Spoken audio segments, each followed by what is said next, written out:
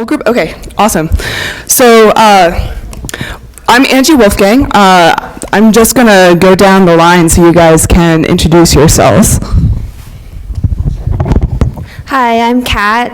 I'm from UC Santa Cruz, and I work on exoplanet atmospheres. I'm Cass. I'm at the University of Edinburgh. I do theory, so I'm interested in planet formation and disks, this sort of thing.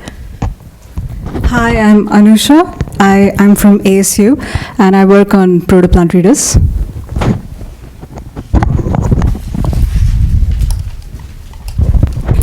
I'm Evan Zinikoff. I'm at the University of Hawaii, and I study planet masses and densities, mostly via radial velocity follow-up. Hi, I'm Alex Wise. I'm at the University of Delaware, and I've been studying the effects of photoevaporation on planet migration. I'm Maria Alice Rosario from the University of Texas Arlington, and I do orbital stability on exomoons. Hi, I'm Debanjan Sengupta. I'm from University of Delaware, and I work on planet formation and MHD modeling of the disk.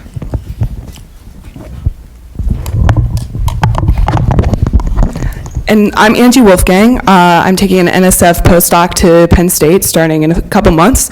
And my research is on developing the statistical tools that are necessary to compare planet populations to theory. Okay, so collectively, in the last 24 hours, we became the Disk Dynasty group.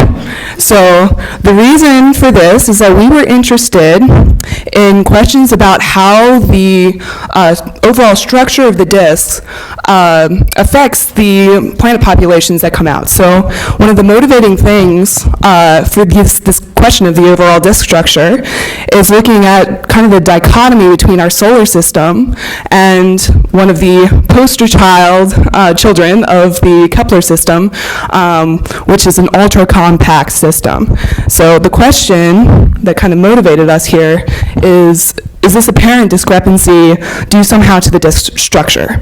So we'll explain this in a bit, but what we particularly varied was the slope of the disk and then also the overall normalization, so effectively the total disk mass. So I hand it over to Kat.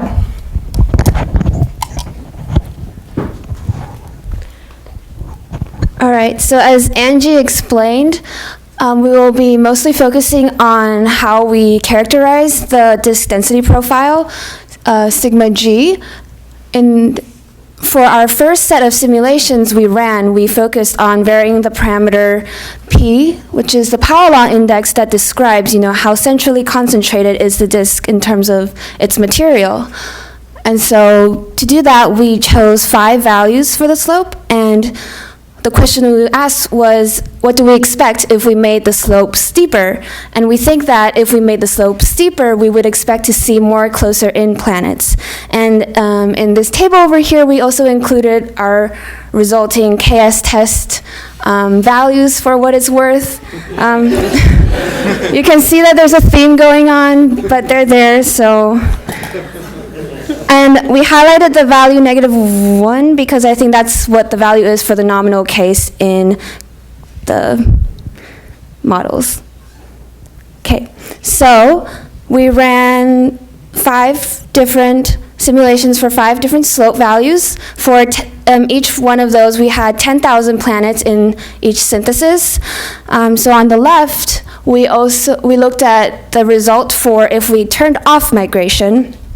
And it reflects the fact that the original distribution of the semi-major axis, it's log uniform. So without migration, the planets are staying put. So the distribution looks flat after the run. And if we turn on limited migration, like in the nominal case, we see a vast difference. We see what we expected, which is that there are a lot more planets closer in at shorter semi-major axes.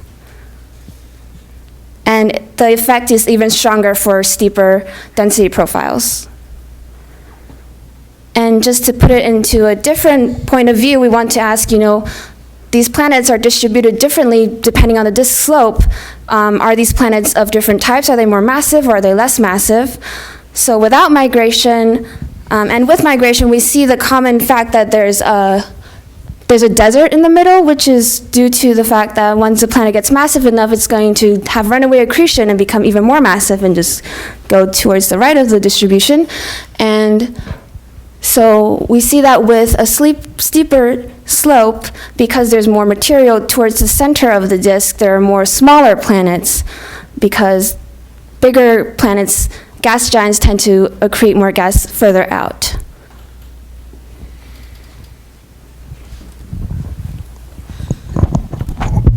All right, so these are some two-dimensional plots of our population synthesis results. So on the left, we've got, on the y-axis, we've got the mass of the planets, and then on the x-axis, we've got the semi-major axes.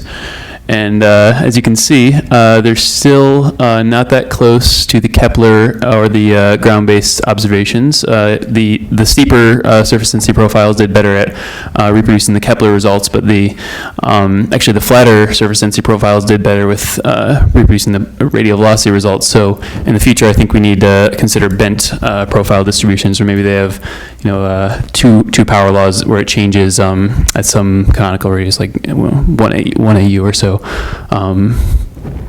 And then also with our with our limited migration on, we did use the migration rates suggested by Christoph here with his nominal model, so we think that those are correct. And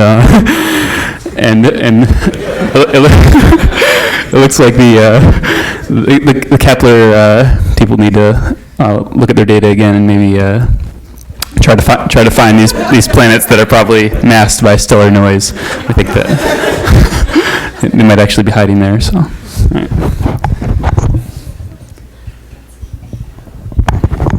All right, so we did take our best of the 5 models, which was the migration on 1.5 power exponent for the surface density profile power law. So this is the same as the minimum mass solar nebula, and I believe had a KS value of something like 10 to the minus 156, which at the time we thought maybe was pretty good, but after hearing Deborah's talk, I think maybe we should have known our statistics better before we put that up there. So as you can see, it looks like the Kepler planets, their planet radii may be a little bit off. You shouldn't really be getting things bigger than Jupiter. We kind of know that Jupiter is kind of the biggest planet out there, so they should look at those. But we believe the Kepler data is pretty accurate in their semi-major axis measurements, because those are pretty well constrained by the periodicity of the transits. So we think that we might have to actually revise our models to move stop that amount of migration and match up in terms of some major axis with the observed planets better. And then over with radial velocity planets, it looks like we matched them pretty well. The distribution fits pretty well with the expected one, except that, again, we've got, it looks like they're throwing away some stellar noise planets. They're calling some planets stellar noise, but those could be real planets. So. Yeah, could be that too. Right. Okay, so those are the results from changing the steepness of the surface density profile, and we also tried scaling the overall surface density and therefore the mass of the disk. We tested values that correspond to roughly 1, 5, and 10 times that of the minimum mass solar nebula, MMSN. The choice to simulate disks of higher surface densities than the MMSN was really motivated by the fact that we observed so many close-in super-Earths. There's really not enough solid material in the inner minimum mass solar nebula for all these, to form all these super-Earths in situ. For example, a study by Chang and Laughlin found that you need disks that are enhanced in solids by roughly a factor of 5 relative to the minimum mass solar nebula to explain the observed super-Earth population close in, defining the so-called minimum mass extrasolar nebula. So we wanted to perform this test ourselves and see if we could yield the population of close-in super-Earths simply by increasing this overall surface density of the disk by tweaking this scale factor, FG, without invoking any migration. We also tried the same tests turning migration on, and in that case you'd expect, okay, we turned migration on, we expected larger planets closer. All right, so again here we've got the uniform distribution with no migration. So if you think that there are gaps and pileups in the planet distribution, you better believe in migration. And for this one, sorry. So well, with migration, we get a pileup of cores because the migration rate is actually too great in this case. We use the full migration rate predicted by theory, not this reduced rate that we used in the previous ones. You can, all right. So as you can see on the right here, the full migration rates are much too fast. So there's planned migration. No, sorry, go back. Planned migration is theory is way off. And let's see, I forget what I was going to say about that one. All right, go on.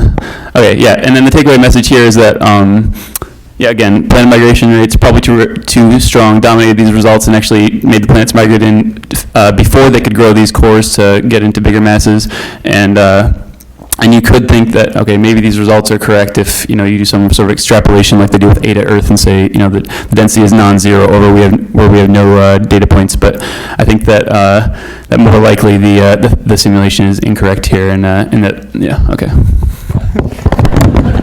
And we had a large group. I'm really proud of this group. We did a lot of work in 24 hours, so sorry we couldn't pack it all in. But while we take questions, I'll just throw up some of the conclusions and the trends that we saw to summarize. Don't use the default migration settings. Yeah, don't use the default migration settings. All right.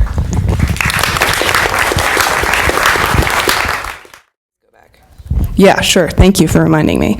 So, yes, on the right-hand side, the masses of the planets appear to be right-ish, but the stripe that you're seeing is just the distribution of the inner disk radius.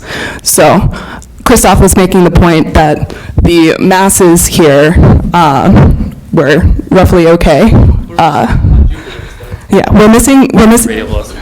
Yeah, so we're missing the really massive planets, and this is what Alex was talking about, that the migration rates were just too fast, so the cores didn't have enough time to go through the runaway accretion stage. You also had a question? Yeah. Okay, good question. I mean, so this is part of the reason why we looked at both. Oh, thank you, sorry. So when we changed the slope, we're also changing the mass implicitly because of the way that it's coded in. So the question is, which effect is more important with the disk slope? So we didn't actually we didn't perform the test of holding it constant. So can't say for certain, but we. So I think because the whole of the disk evolution is mostly governed by the evolution equation, like the accretion disk diffusion equation, which is in sigma. So if we do not constrain the inner and outer boundary and we change the slope, then I think what we are redefining is the sigma profile of the disk instead of the total mass. So I think the slope is more important than the total mass, provided we constrain the inner and outer boundary. Also, we found a clear trend with the disk slope that there were much more closer in planets, and we didn't necessarily see that when we increased the just the overall normalization. So, yeah. So the steepness of the slope does have a clear effect, especially for the population of lower mass planets.